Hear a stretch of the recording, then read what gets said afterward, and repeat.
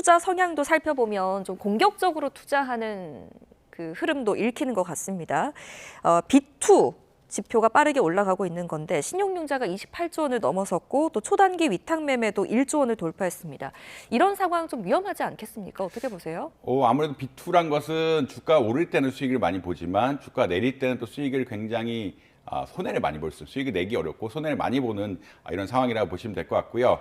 최근 신용거래융자라고 이야기하는데 신용거래융자라는 것은 결국은 그 증권사에서 돈을 빌려서 주식을 매매하는 거래라고 보시면 될 것 같고 네. 이 위탁매매 미수금은 이 거래하는 것에 굉장히 짧게 3일 동안 빌렸다 갚아야 되는 이런 상황들이라고 보시면 될 것 같습니다.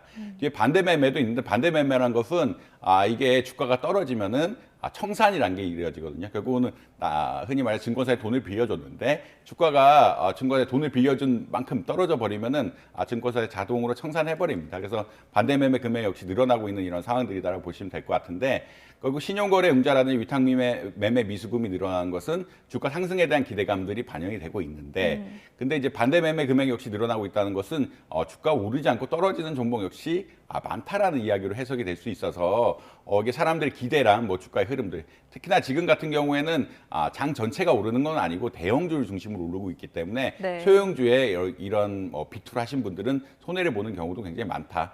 이런 것들이 시장이 좀 어떻게 보면 시장 투자에 있어서 좀 유의해야 될 필요가 있다. 이런 말씀 드릴 수 있을 것 같습니다. 네, 이럴 때일수록 B2 빚을 내서 투자하는 분들은 조심하셔야겠습니다.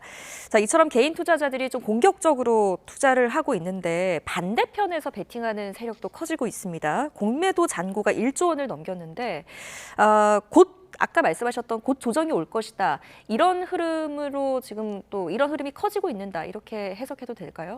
사실 이제 공매도란 것은 투자자가 주가가 하락한다는 기대를 반영한다고 보시면 될 것 같고요. 사실 이제 코스피 지수가 이제 3,000도 사실 왔다 갔다 한 적이 엊그제 같은데 지금 4,000을 그러니까요. 넘고 예. 5,000을 바라보고 있는 상황이라 고평가에 대한 이슈가 분명히 있을 수밖에 없습니다. 그 이슈는 어떤 거냐면 사실 2년 사이에 1년 남짓 사이에 펀더멘탈이 어마어마하게 변하지는 않았는데 주가 지수가 이렇게 올라가도 되는 것이냐에 대한 사람들의 어떤 심리적 기대감이라든지 영업이익 대비 좀 주가가 많이 오른 것이 아니냐라는 이런 여러 가지 기대들이 형성이 되면서 주가 많이 오르면 오를수록 또 하락을 할 거다라는 공매도 역시 늘어날 가능성이 높다라고 보시면 될 것 같습니다. 아무래도 지금 전임 미답의 어떤 주가 지수를 보이고 있기 때문에 사람들의 어떤 투심 같은 것들이 투자 심리 같은 것들이 이런 쪽으로 흘린다 보시면 될 것 같고요.